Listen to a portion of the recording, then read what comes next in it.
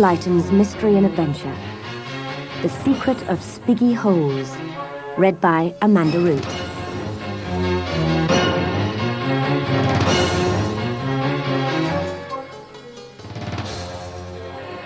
Jack was sitting alone on the shore of the secret island, fishing. He'd not had a nibble at his bait for hours, and he was growing depressed at the thought of another missed supper. He remembered the big kitchen table at Peephole, with everyone laughing and tucking into their food. He wondered again if he'd done the right thing, leaving. The Arnold family had made him very welcome. But Mike, Peggy, and Laura had been so pleased to be reunited with their father, and Mr. Arnold so pleased to be with them, that Jack had just felt in the way. Jack finally gave up on the fishing and wandered back to the old hideout, which was very lonely, now that the Arnold children had gone. Then Jack heard the distant roar of a motorboat. He didn't wait to see who it was. He grabbed his cap and fled through the undergrowth into the center of the island where no one could find him. Thaddeus Arnold tied up his motorboat to a root by the lake's edge and gazed about. "Well, no sign of him," he announced. "We haven't even looked yet," said Peggy. "We'll find him," said Laura. "That's what we're here to do," agreed Thaddeus. "Find Wild Jack Nature Boy." Peggy sniffed. "This isn't one of your adventures, Dad. We're worried about him." "Course you are," said Thaddeus. "It's 3 days since he just took off. No phone call, no—" "Dad, there aren't any phones here," moaned Mike. "Come on, our secret place is this way." He raced off with their dog Prince at his heels, and everyone followed. Reaching the secret hideout, Mike burst through the door, shouting, "Jack? Jack?" No answer. Laura looked around, remembering the time when their father was lost at sea, and they'd hidden here from their horrible Uncle Henry. "Well, your little house is marvelous," Thaddeus said, coming through the door. Mike pointed to a row of empty tins. "See, Jack's been here." "No, we left those when we were here," said Laura. "You left all these cans?" protested Thaddeus. "Did you tidy up when you were rescued from the desert island? I bet Charlotte did it all," teased Peggy. "You must be joking," said Thaddeus. "Why don't you like her?" asked Laura. Thaddeus frowned. Charlotte Clancy was a photojournalist. She'd accompanied him on his round-the-world yacht trip. And it wasn't that he disliked her, exactly. "We're here to find Jack, not talk about Charlotte," Mike complained. "Right," said Peggy. "Let's see if he's hidden his boat." They were on their way to the spot where Jack always moored his old rowing boat, when Prince suddenly stopped, then raced off in the opposite direction. "Prince!" shouted Laura. "Leave him," said Mike. "Let's find the boat." They found it, but were surprised that now it was completely covered with branches. "Why's Jack being so secretive?" asked Peggy. Then they heard Prince's loud bark from the other side of the island. They pelted through the undergrowth towards the sound. "Prince!" called Peggy, and as they got nearer, the dog burst out to meet them. He bounded over to a large bush with his tail wagging, and then Jack crawled out, looking shamefaced. "Why did you run off again, Jack?" asked Laura, as the 4 children made their way back to the shore. "I didn't run off," said Jack. "This is my home." "Don't be silly," said Peggy. "I'm not. Grandad Luke sold the farm and disappeared. I'm going to be put in a home." "You can stay with us," said Mike. "Can't he, Dad?" "Well, if that's what Jack wants," began Thaddeus. "Of course he does," said Peggy firmly. "Then he's very welcome," Thaddeus finished. Jack grinned happily. "Thanks, Mr. Arnold." "Race you to the boat!" cried Laura, and she, Jack, Prince and Mike ran off. Peggy slipped her arm through her dad's. "Thanks for saying Jack can stay." Thaddeus smiled. In his office, Lord Foggo, president of the International Explorers Club, picked up the ringing phone. "Foggo! Hey, buddy. a transatlantic voice drawled. "Have you been trying to talk Arnold out of my book tour?" "To whom am I speaking?" "To Dwight T. Peach, editor of Scoop magazine." "Oh," said Lord Fogo. "Arnold's under contract with me for that tour, so butt out. I just can't stand you chaps treating him like some kind of performing monkey. Pal, for the kind of money we're paying, Arnold will eat nuts and swing from trees if we say so." Peach slammed down the phone. Back at Peephole, the Arnold family home, a celebration was in progress. "Orange squash and lemonade," Laura was demanding excitedly. "Crisps and popcorn. It's Jack's welcome home party." "Then can we go sailing, Dad?" asked Mike. "Yes, do let's," said Peggy. "Jack hasn't seen our boat yet." "Please, Dad," cried Laura. "Well," began Thaddeus. "Great!" shouted Mike. Just then, the doorbell rang, and Thaddeus went to open it. Waiting there was Charlotte Clancy. Charlotte was tall and slim with short blonde hair and a determined stare. "We've got to talk, Thaddeus," she announced. "You haven't returned my phone calls or answered my faxes." She marched into the kitchen, smiling at the 4 surprised faces in front of her. "Hi, kids," she said. "Sorry, guys," said Thaddeus. "It's work, I'm afraid. We'll have to scrub the sailing." "Oh, Dad, that's not fair," cried Laura. "You promised." "He promised me too," said Charlotte firmly. "I'll make it up to you kids," pleaded Thaddeus. "Right now, why don't you show Jack around Spiggy Holes?" Mike beamed. "Great idea. Come on, Jack." The boys left, whistling for Prince to follow, and the girls trudged out past Charlotte, giving her a very sour look. "Watch the tide," warned Thaddeus. "Bye, girls," said Charlotte. "Guess I'm not very popular around here. Now, Thaddeus, time's up. We've got to tour to promote the book." "Can't just you go?" moaned Thaddeus. "No, it's our book, my pictures, my words, your adventure. You've got to go." "But I don't like crowds," complained Thaddeus. "Why do you think I spend my whole life travelling to isolated places?" "You're a famous explorer. People want to see you." Thaddeus turned away. "I can't leave the children," he said. "Oh, that's all fixed," replied Charlotte. "What?" "I've advertised for a nanny." She broke off and smiled. "For the kids, not you." Peggy, Laura, Mike and Jack were striding along the cliff top, with Prince zigzagging ahead of them. "So what is Spiggy Holes?" Jack asked. "Just smugglers' caves, in the cliffs," Mike replied. "Real smugglers? Now?" "No," answered Laura. "Hundreds of years ago."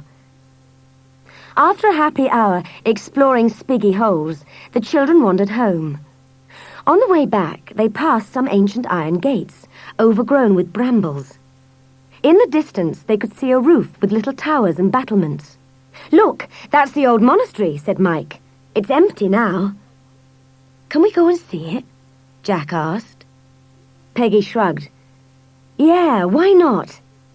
They slipped through the gates and began trekking across the overgrown grounds. "So nobody lives here now?" asked Jack. "Not for ages," said Peggy. "It used to belong to some Cistercian monks or something." "Dad says it was called the Silent Order," added Laura. "They never spoke, ever." They stared at the great grey monastery with its crumbling turrets and thin pointed windows. "Creepy, isn't it?" said Mike. "Yeah," breathed Jack. "Can we get inside?" "Course," said Mike. "We do it all the time," added Peggy. "Laura thought it was haunted at first," said Mike. "Well, it could have been," cried Laura. "I wish it was," said Mike. "Well, you're stupid." "Oh, stop arguing, you two," said Peggy, and Prince barked impatiently. "You're right, Prince," she said. "Let's go." On another side of the monastery, a great guard dog chained to the wall had heard Prince's bark. Now it lumbered to its feet and began sniffing the air. The children slipped through the little side door that they always used to get into the monastery and started to climb the creaking wooden staircase. "Come up to the attic room," said Mike. "You can see for miles from there." "We can signal from it to Mike's bedroom," said Laura. Peggy opened a door into a large, bare room with low beams and a sloping ceiling. Mike ran over to the window. "Look, Jack, there's the roof at Peephole, and there's Spiggy Holes. Smugglers used to signal to each other from those caves to here. It says so in Dad's local history books." Suddenly, Laura whispered, "Listen! Footsteps coming up the stairs." "And voices," breathed Peggy, "getting nearer." "It's marvellous, Bert," said a drawling, aristocratic voice. "Well chosen, miles from anywhere." "Wait till you see this attic, Mr. Diaz," said a rougher voice. "Our precious cargo will be safe up here." The door opened, and two men walked in. One tall and imposing, the other looked like a boxer. They saw the four children huddled against the wall and stopped. "Who are you?" snapped the tall man. "What are you doing here?" We live over the hill," stuttered Peggy. "We thought it was deserted." The tall man, who seemed to be in charge, advanced towards them. He had a sharp nose, long hair, and sinister eyes. "Well, it's not deserted now," he snarled. "I've rented the place, and if you ever come back, you'll be sorry. Now get out!" The children scurried past the two men, down the stairs and out the door. Then they raced for Peephole. The men stood at the front door, watching them flee. "You said nobody came here, Bert," said the tall man. "Don't worry, Mr. Diaz," muttered Bert. "I'll make sure they don't come back." "Fine," said Mr. Diaz. "Is everything on schedule?" "Yes, sir. So in 2 days' time, I'll be king of Baronia." "Yes, sir," Bert chuckled, showing all his broken teeth. "And I'll be the king's advisor." At Peephole, Thaddeus was in the kitchen, washing up angrily. "Just who does Charlotte think she is?" he growled. Then the children rushed in. "Dad," panted Laura, "we just saw two men at the old monastery. They said they've rented it." "Well, if they've rented it, you've no business being there," said Thaddeus.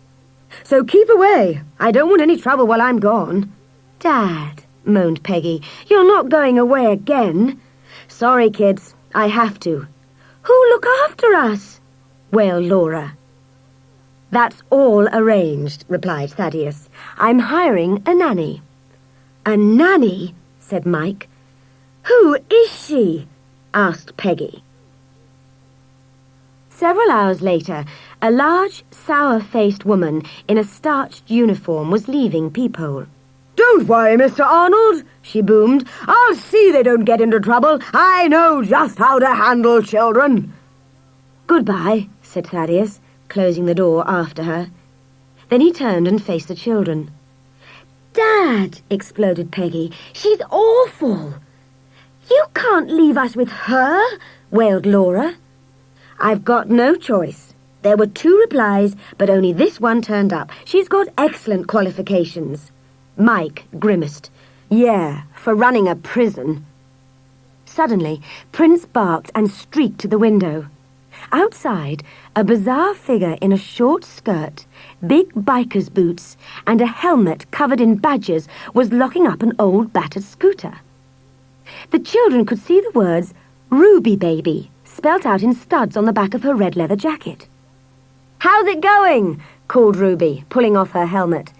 A mass of wild, woolly hair fell to her shoulders. "Sorry I'm late, I got lost."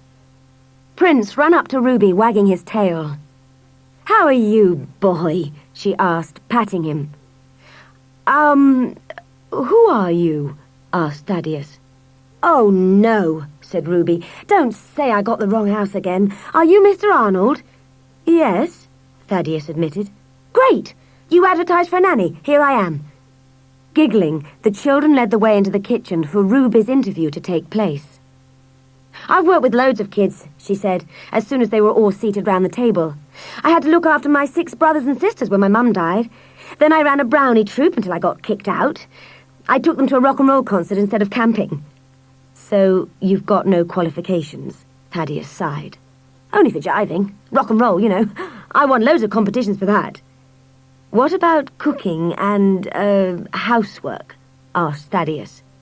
Depends what you mean by cooking, said Ruby. And housework's not my favourite job. But don't worry, Mr. Arnold. I'll look after them as if they're my own. I'll even teach them to dance. Does that radio over there work? Thaddeus nodded. Ruby crossed to the radio on the kitchen counter, turned it on and twiddled the dial until she got some rock music. Come on, she called. Who's first? Me, cried Laura, jumping up. Then the phone rang and Thaddeus answered it. Hello? Oh, Charlotte, hi. I've got our itinerary all arranged, said Charlotte. A photo shoot at 10 o'clock, lunch with the publishers at 1, some press interviews later. Thaddeus was only half listening. He was watching Ruby as she put Laura through her paces. Mike, Jack and Peggy began clapping to the beat and calling out encouragement. And dress appropriately, Thaddeus, Charlotte was saying. Oh, have you fixed up the children's nanny yet? Yes, said Thaddeus, as Mike leapt up to dance with Ruby. Yes, Charlotte, I do believe I have. Good, said Charlotte. I'll see you at the hotel. It was night time in the kingdom of Baronia. Prince Paul, 11 years old and very bored, was being driven home from yet another royal engagement. His face felt rigid from the hours he'd spent smiling politely at people. Suddenly, his chauffeur slammed on the brakes and a body rolled away from the front of the limousine. Then the body jumped up completely unharmed. It wrenched open the driver's door, pitched the driver into the road, jumped behind the wheel and drove off fast. It was several seconds before Prince Paul realized he'd been kidnapped. His terror grew as the car sped dangerously along dark country roads. Finally, the car screeched to a halt beside some derelict-looking docks. Paul seized his chance. He opened his door and leapt out. But a shape stepped out of the darkness and grabbed his arm with a steel-like grip. Climbing out of the car, the kidnapper grabbed Paul's other arm. "Not so fast, Your Royal Highness," he said. It was Bert, the man from the monastery. "We're going for a little boat ride," he sneered. Mike and Jack were hanging out of their bedroom window, staring into the darkness towards Spiggy holes. They'd spotted a dinghy in the bay, being rowed swiftly to shore.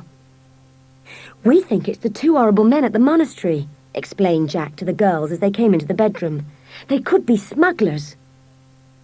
"Remember what they said about putting some precious cargo up in the attic?" Mike whispered. "That could mean anything," Peggy scoffed. "Well, I'm going to keep an eye on them anyway," said Jack. "And me," added Laura. "Look! The boat's almost reached the shore." At the royal palace, the King of Baronia was pacing up and down his long stateroom. He stopped as the great door at the end opened and a man entered. "Well," barked the king, "any news of my son?" "We found the car at the marina, Your Majesty," said the king's advisor, "but there was no sign of Prince Paul, only this note in the back seat." "Read it," said the king, shuddering. The advisor cleared his throat and read, "Unless you abdicate and give your brother the throne, you will never see your son again." At Peephole, Ruby had her Walkman on and was sashaying around the kitchen, laying the table for breakfast. Prince was barking loudly, trying without success to draw Ruby's attention to the toaster. The third lot of toast was going up in smoke. When the children came into the kitchen, they smelled the smoke, took one look at the burned toast, and decided to forget breakfast. Grabbing the last of the fruit from the fruit bowl, Mike, Laura, and Jack went out the door, with Peggy following behind, shadowed by Prince. 10 minutes later, they were all crouched down behind a bush, watching the monastery. "I'm starving," moaned Peggy. "Shh! Someone's coming," hissed Jack. Round the corner of the monastery came Mr. Diaz. He had a huge guard dog on a chain and a mobile phone pressed to his ear. "Excellent," he was saying. "Tonight, yes, meet me at the beach." Suddenly, the ferocious dog howled and began to tug Mr. Diaz towards the bush where the children were hiding. "Oh, no!" Peggy wailed. "It's coming for us! "When I stand up," Jack whispered, "you lot creep away." "No, Jack," gasped Laura. But Jack was already on his feet. "Here, boy!" he shouted. "You!" shouted Mr. Diaz. "What are you doing here again?" "I'm looking for Prince," Jack said. "Prince?" Mr. Diaz sounded panic-stricken. "My dog." "Ah, well, if he comes this way, he won't last long. This dog here will be loose in the grounds. Anyone trespassing could get badly hurt. Remember that." "I will," said Jack, running back to the others outside the monastery gate. "Did you hear what that man said? On the phone?" Jack panted. "They're going to the beach tonight." "I knew they were smugglers," exclaimed Mike. "Shall we tell the police?" asked Laura. "Tell them what? We don't know what they're going there for," said Peggy. "There's only one way to find out," said Jack. "Go and see." Mike grinned. "Tonight?" "Yeah," said Jack. "We could hide in one of those caves and watch." "Well, I'm going if Jack does," said Laura. "What about you, Peggy?" Peggy sighed. She knew when she was outnumbered.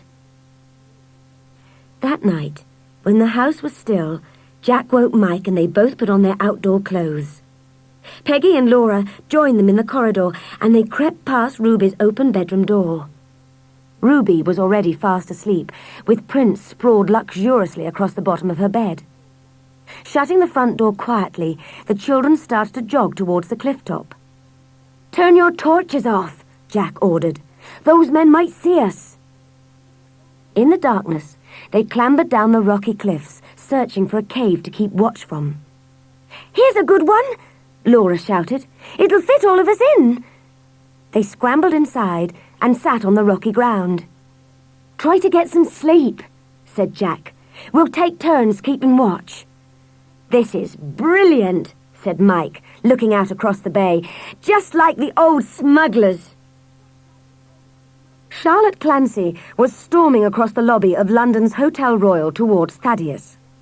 "We've only got one room," she exploded at him. "The hotel's got a VIP arriving at the last minute, so they gave him one of our rooms." "That's all right," said Thaddeus. "I'll just find another hotel." "Oh no, I'm not having you sneaking back home when my back is turned. You're staying here." "But what will people think?" protested Thaddeus. "Look, everyone knows we were marooned on a desert island together," Charlotte scoffed. "Too late to think about your honour now." She picked up her case and stalked off to the lift. Sighing, Thaddeus followed. Later that night, in their hotel bedroom, Thaddeus was tossing about on the narrow couch, grumbling to himself. Across the room in the big bed, Charlotte finally sat up and snapped, "Thaddy, stop groaning! I'm trying to get to sleep." "So am I," muttered Thaddeus. "You're a famous explorer," said Charlotte. "You should be used to roughing it." "I can do without the sarcasm, thank you. And don't call me Thaddy." Just as he was dozing off, Thaddeus heard their hotel room door creaking open. "What are you doing, Charlotte?" he wailed. "Shh! The VIP's arriving," Charlotte hissed. "Good grief! It's the King of Baronia. It hasn't been in the news. Why would he sneak into England secretly?" "I don't know, and I don't care." "Well, I'm going to find out. Where's my camera?"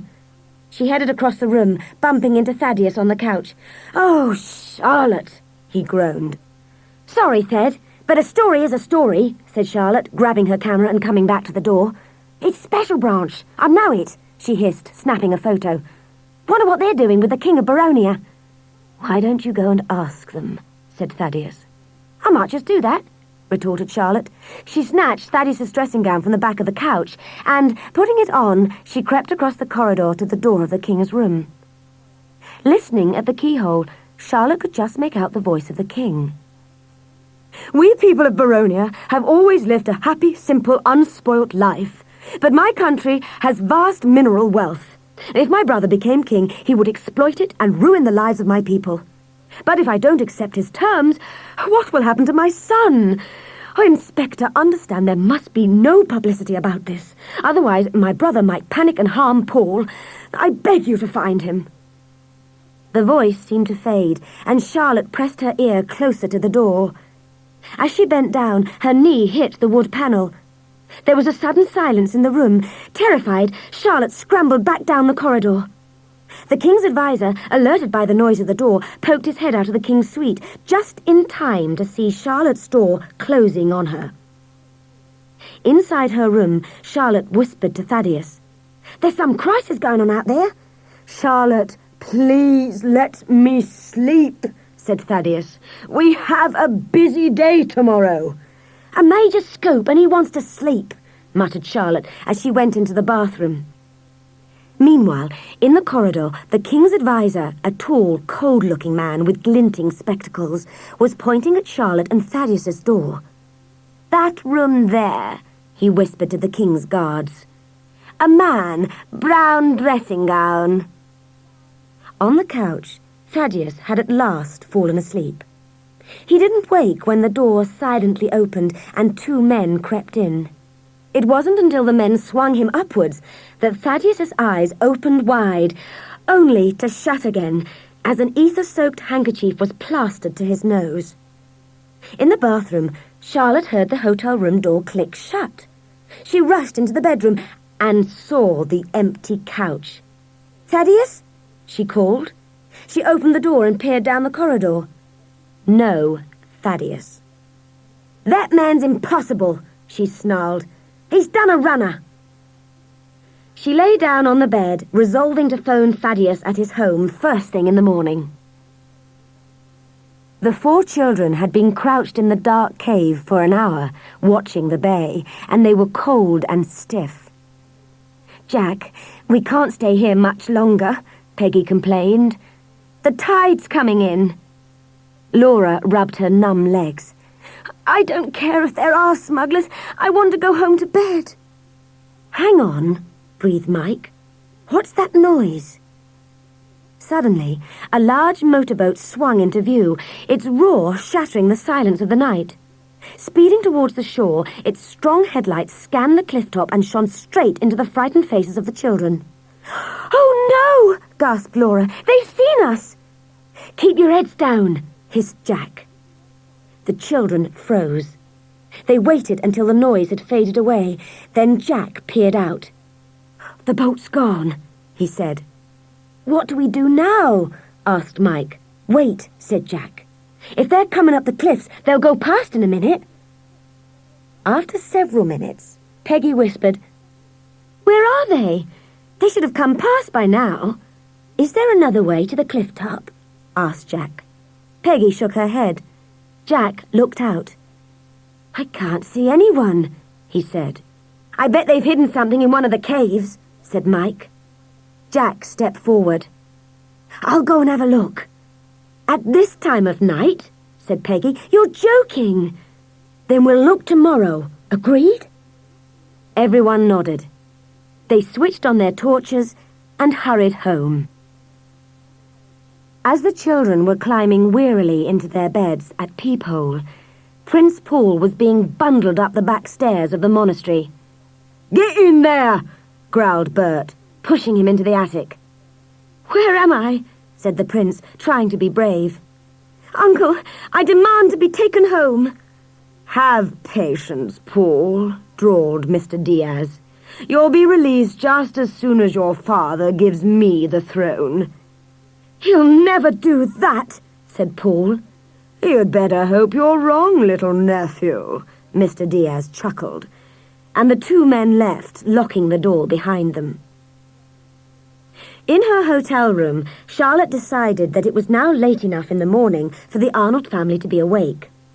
She picked up the phone and dialed. Ruby answered. "Can I speak to Thaddeus, please?" said Charlotte. "Ah, he's not here, sorry. He's on a book tour with some Australian woman." "I am the Australian woman, and he's not here. He left last night." Ruby pulled a face. "Well, he's not here either, honest." "When he arrives, tell him to call me, thank you."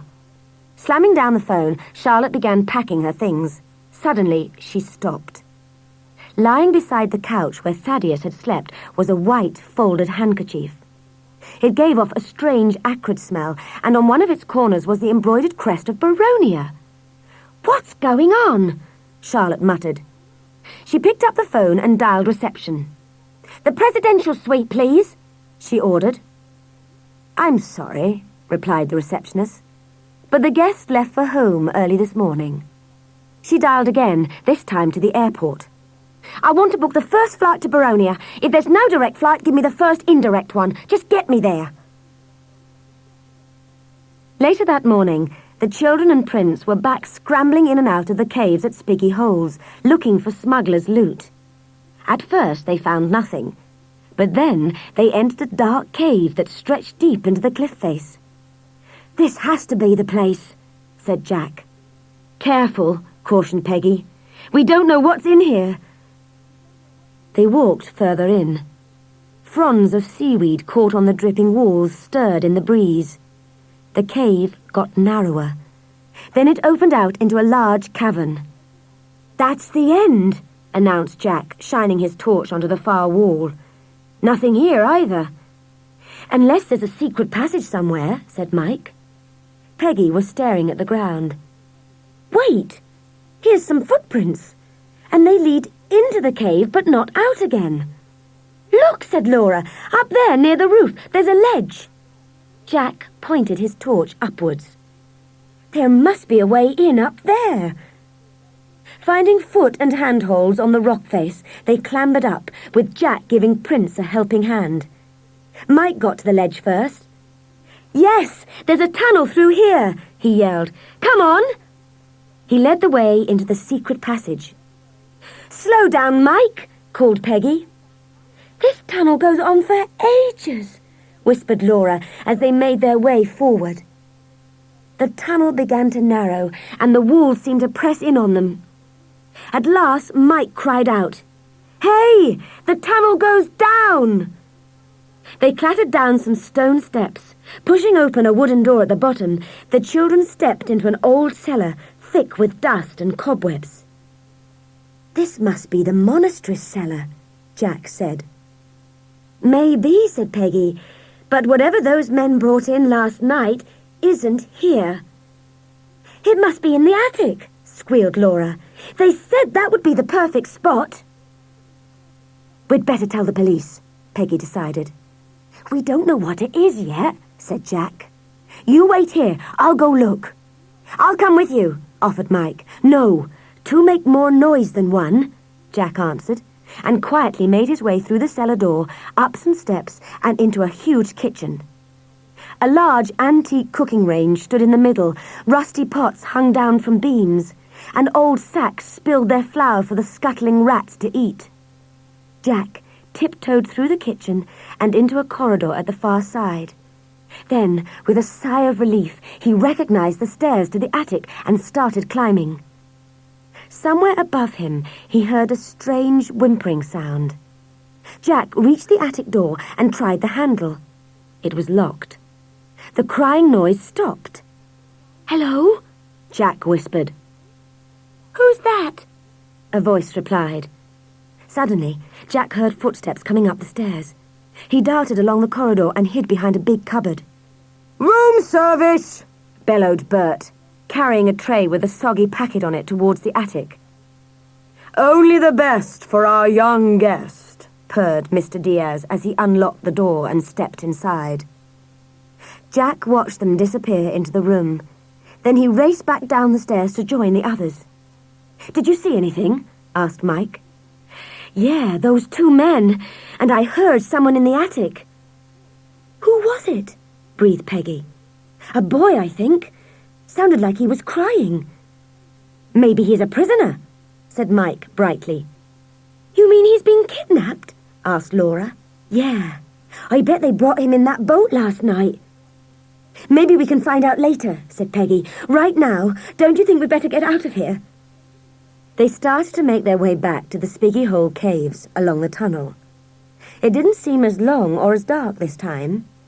As they crept forward, they began to hear a rhythmic swishing sound echoing down the tunnel towards them. "What's that noise?" said Jack.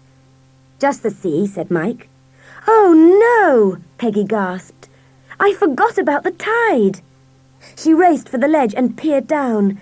The cave was full of heaving water, rising higher and higher up the walls. Dad warned us about getting trapped in caves, Laura sobbed. Could we swim out? Asked Jack. No, you'd get sucked under and drown, said Peggy. So we'll just have to wait, Jack decided. We can't, answered Peggy. It'll be hours. The tide's only just coming in. And it might even fill up the tunnel, Mike said. Right, said Jack. We'd better try and get out through the house. But what about those men? Squeaked Laura. Jack turned to her. Any better ideas? No?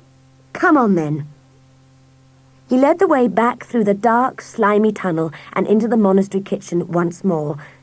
Holding Prince tight to them, the children slipped out of the far side of the kitchen, along a corridor, and outside through a courtyard to an old garden door. Jack turned the handle. Great, it's unlocked, he said, and swung it open. Right in front of them was the guard dog, snarling and straining on its rope. The children leapt back, and the garden door swung shut behind them. We're trapped, shrieked Peggy. We can't get past that dog. Suddenly, Prince jerked his collar away from Mike's hand and shot across the courtyard, running right through the huge dog's legs. Howling with rage, the beast threw itself after Prince, but its rope brought it up short. Quick, yelled Jack, this way. They all raced towards the monastery gates. Prince joined them outside the grounds, and the children patted and praised him until he rolled on his back in delight. What now? Said Jack. Do we go home, or find some way to make contact with that poor kid in the attic? In the airport terminal, Charlotte was on the phone to her boss. I don't have long, Dwight. I'm on my way to Baronia, and I'm onto something hot. I think Thaddeus has been kidnapped. This could be a really big headline. What? Hey, listen, Charlie. No, you listen. Don't go into print on anything yet. I need 24 hours. I'll call you when I have more news. She clicked the phone off and ran to the plane. Meanwhile, Thaddeus was being frog-marched through the corridors of the Palace of Baronia. He was forced down some steps, then thrust into a dark, dank-smelling room with a narrow iron bed and one tiny barred window. The King of Baronia and his advisor walked in. This is our dungeon, announced the king. The finest in Baronia. Your home until you tell us what you know. For the last time, I know nothing about your son. My name is Thaddeus Arnold. I'm an explorer. Find one of my books. There are photographs of me. I don't have time to look at books. My son is in great danger. And if you don't tell me where he is, you'll be in great danger too, said the king. Then he left the dungeon and the door clanged shut.